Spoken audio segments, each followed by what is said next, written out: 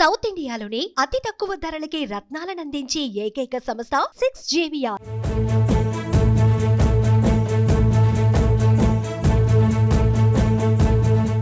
Andhra Pradesh assembly ఎన్నికలలో TDP ఇప్పటివరకు 3 జాబితాలను విడుదల చేసింది. మొత్తం 144 అసెంబ్లీ స్థానాలకు గాను 139 మంది అభ్యర్థుల లిస్టును రిలీజ్ చేశారు చంద్రబాబు.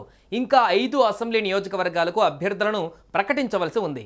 అవే చీపురుపల్లి, భీమిలి, దర్శి, గుంతకల్లు, అనంతపురం నియోజకవర్గాలు. దీంతో టికెట్ల కోసం ఆశావాహులు ఉత్కంఠగా ఎదురుచూస్తున్నారు.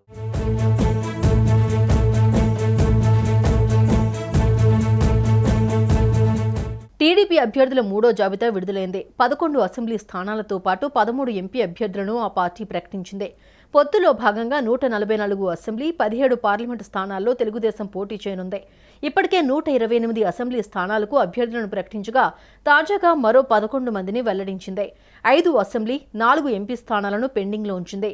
చీపురుపల్లి, భీమిలి, దర్శి, గుంతకల్లు, అనంతపురం అసెంబ్లీ స్థానాలకు సంబంధించి అభ్యర్థులను ఖరారు చేయలేదు.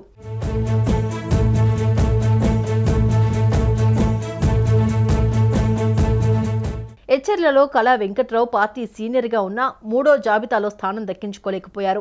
ఒకవేళ ఎచ్చెర్ల బీజేపీకి వెళ్తే కళా వెంకట్రావు సీటును వదులుకోవాల్సి ఉంటుందంటున్నారు. భీమిలిలో సీనియర్ నాయకుడు గంటా శ్రీనివాసరావు సీటు ఆశిస్తూ ఉన్నారు. చీపురుపల్లి నుంచి పోటీ చేయాలని టీడీపీ అధిష్టానం ఆశించిన గంటా విముఖత చూపడంతో దానిని పెండింగ్లో పెట్టారు. అయితే కళా వెంకట్రావు కూడా చీపురుపల్లి ఇస్తారనే టాక్ నడుస్తోంది. దీంతో చీపురుపల్లి సీటును కూడా ఖాళీగా ఉంచాల్సి వచ్చింది.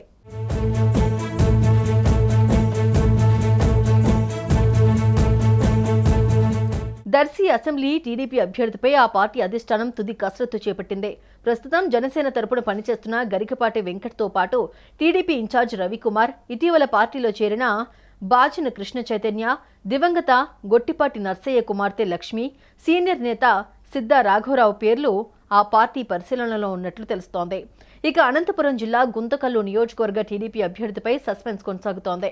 కొద్ది రోజుల క్రితం ఓ పోలీస్ అధికారి గుంతకల్లు నియోజకవర్గం నుంచి తెలుగుదేశం అభ్యర్థిగా ఉంటాడంటూ ప్రచారం జోరుగా సాగింది.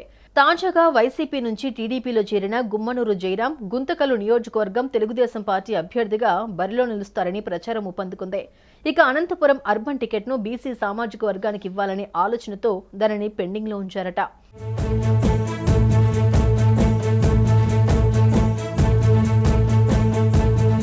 భీముల నుంచి టీడీపీ తరపున ఎవరు పోటీ చేస్తారు అనే అంశంపై ఇంకా చర్చలు జరుగుతున్నాయి. విజయనగరం జిల్లా నెల్లిమర్ల నియోజకవర్గం నుంచి పోటీ చేయాలని కర్రోతు బంగారరాజు ఏర్పాట్లు చేసుకోగా పొత్తుల్లో భాగంగా ఆ స్థానాన్ని జనసేనకు కేటాయించగా అక్కడి నుంచి లోకం మాధవిని పోటీకి దించింది. దాంతో బంగారరాజు భీమిలి సీటు అడుగుతున్నారు. ఇప్పటికే భీమిలి టీడీపీ ఇన్ఛార్జిగా కోరాడ రాజాబాబు ఉన్నారు. టికెట్ కోసం ఆయన శతవిధాలా యత్నిస్తున్నారు. మరోవైపు అనకాపల్లి ఎంపీ సీటు కోసం యత్నించిన బైరా ఫౌండేషన్ ఎండీ దిలీప్ చక్రవర్తి ఆ సీటు బీజేపీకి ఇచ్చేశారని తెలిసి తాను భీమిలి వెళ్తానని అవకాశం ఇవ్వాలని కోరుతున్నట్టు సమాచారం.